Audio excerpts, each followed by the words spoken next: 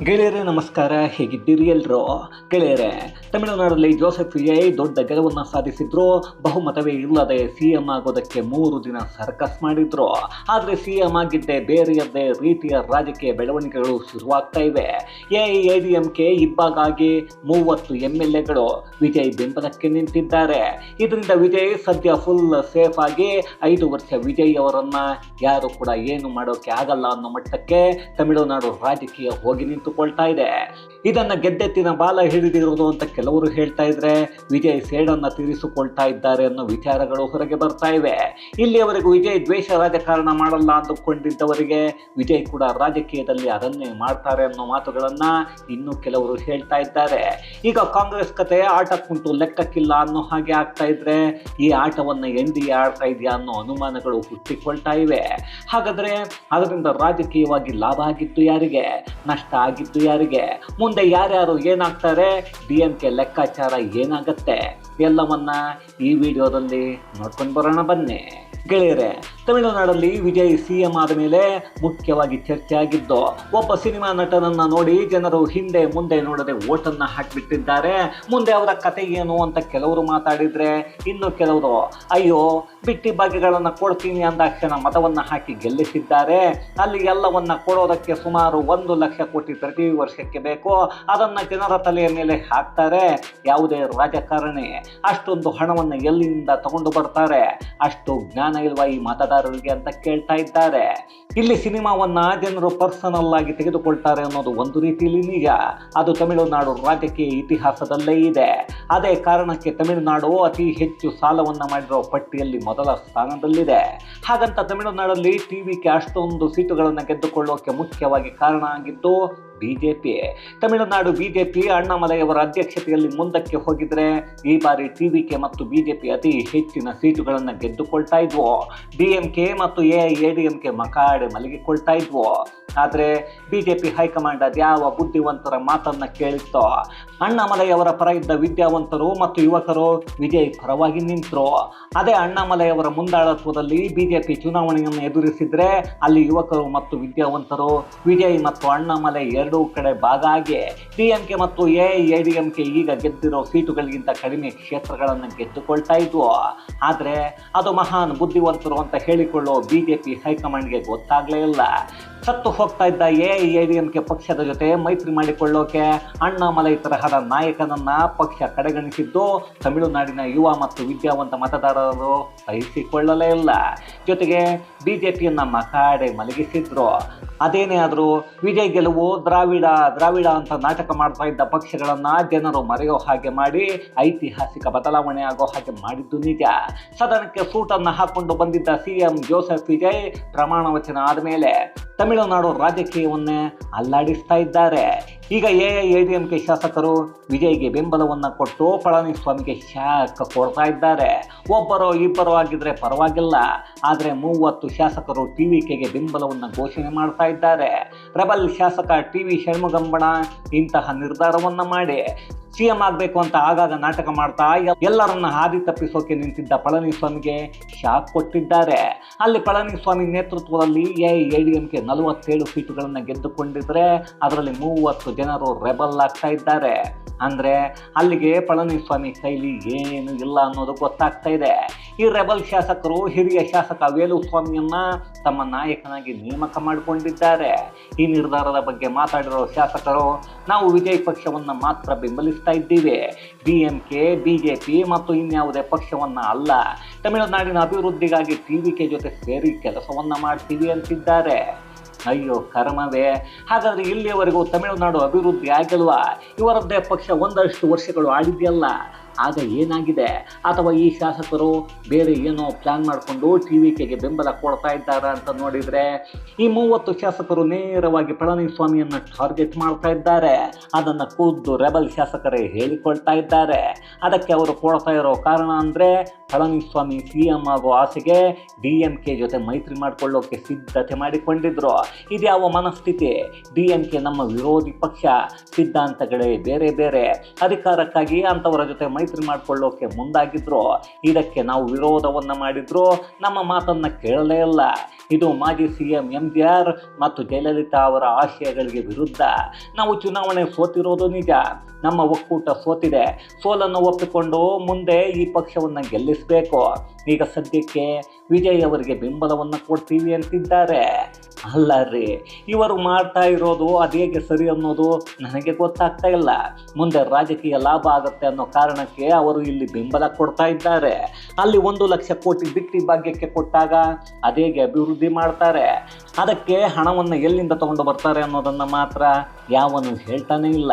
ವಿಜಯ್ ಕೇವಲ ಸಿನಿಮಾದ ರೀತಿ ಡೈಲಾಗ್ ಹೊಡಿತಾ ಇದ್ದಾರೆ ಅಷ್ಟೇ.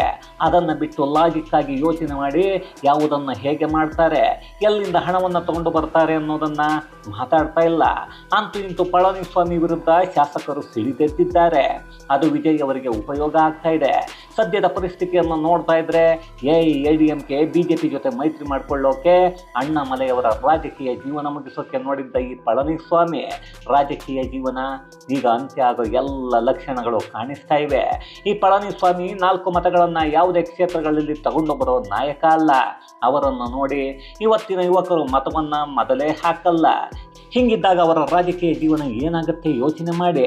ಅಣ್ಣಾಮಲೈ ರಾಜಕೀಯ ಜೀವನ ಮುಗಿಸೋಕೆ ನೋಡಿದ್ದವರ ರಾಜಕೀಯ ಜೀವನ ಮುಕ್ತಾಯ ಆಗೋದು ಬಹುತೇಕ ಗ್ಯಾರಂಟಿ.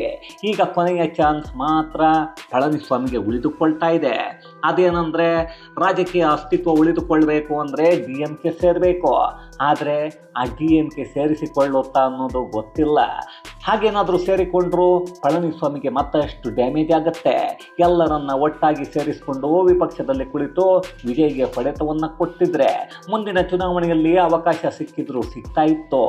ಈಗ ಅದೂ ಇಲ್ಲ. DMKಗೆ ಮತ್ತಷ್ಟು ಅವಕಾಶ ಮಾಡಿಕೊಟ್ಟ ಹಾಗೆ ಆಗ್ತಾ ಇದೆ. ವಿಪಕ್ಷದಲ್ಲಿ ಅನುಭವ ಇರೋ ದೊಡ್ಡ ಪಕ್ಷ ಅಂದರೆ ಅದು ಸದ್ಯಕ್ಕೆ DMK ಮಾತ್ರ. ಅದನ್ನು ಸದ್ಬಳಕೆ ಮಾಡಿಕೊಂಡ್ರೆ ಅವರಿಗೆ ಉಳಿಗಾಲ.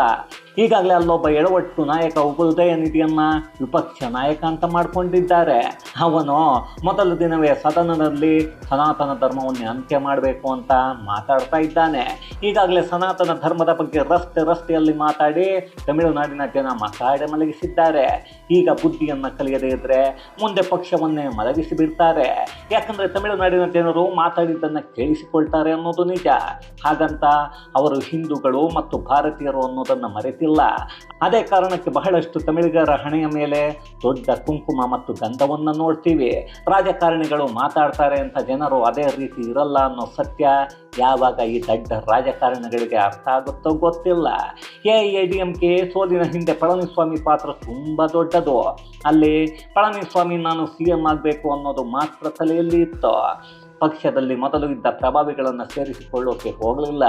ದೊಡ್ಡ ಮಟ್ಟದಲ್ಲಿ ಯುವಕರು ಮತ್ತು ಲಕ್ಷ ಜನರನ್ನು ಅಲಕ್ಷ್ಯವಾಗಿ ಸೇರಿಸ್ತಾ ಇದ್ದ. ಅಣ್ಣಾಮಲೈಯವರನ್ನು ಸಹಿಸಿಕೊಳ್ಳೋಕೆ ಆಗಲಿಲ್ಲ. ನನಗೆ ಯಾರು ಏನು ಹೇಳಬಾರ್ದು, ಎಲ್ಲವನ್ನು ನಾನೇ ಮಾಡಿಬಿಡ್ತೀನಿ, ಮಿತ್ರರು ಸುಮ್ಮನೆ ಇರಬೇಕು, ನಾವು ಗೆದ್ದ ಮೇಲೆ ಪವರ್ ಶೇರಿಂಗ್ ಕೂಡ ಕೊಡಲ್ಲ, ಮಿತ್ರ ಪಕ್ಷ ಜೊತೆಗೆ ಇರಬೇಕು ಅಷ್ಟೇ ಅಂತ BJP ಹೈಕಮಾಂಡ್ ಜೊತೆ ಮಾತಾಡಿದ್ರು. ಅದೇನೋ ರಿಪಬ್ಲಿಕ್ ಆಫ್ ಪಳನಿಸ್ವಾಮಿ ಅಂದುಕೊಂಡ್ರು ಏನೋಪ್ಪ.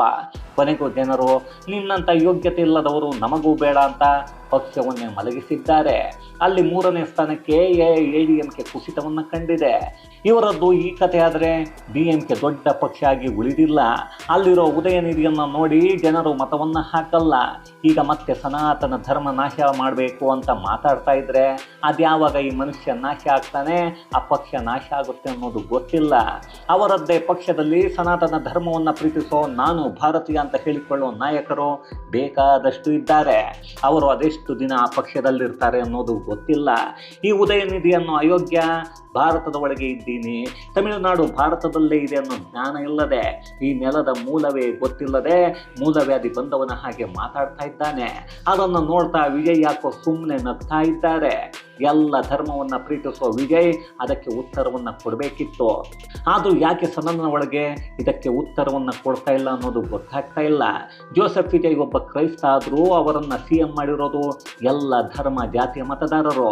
ಅದನ್ನು ಮರೆತರೆ ವಿಜಯ್ಗೆ ತುಂಬ ಕಷ್ಟ ಆಗತ್ತೆ.